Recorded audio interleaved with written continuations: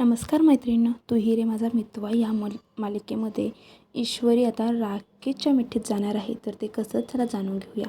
पण त्याआधी चॅनलला सबस्क्राईब करा, व्हिडिओ लाईक करा.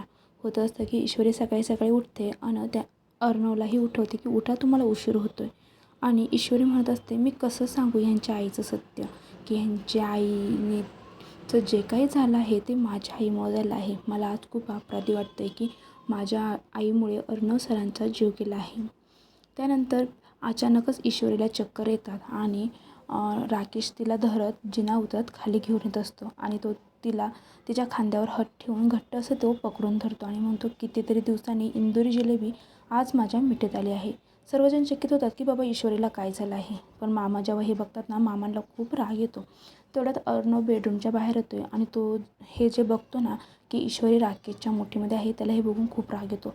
तो पटपट जिना उतरत खाली येतो आणि राकेशला साईडला ढकलून ईश्वरीला त्याच्याजवळ घेतो. हे सर्व बघून इथे सर्वांना खूप शॉक लागतो की बाबा अर्णव असं का करतो आहे. पण अर्णवला त्याचं कारण माहीत असतं.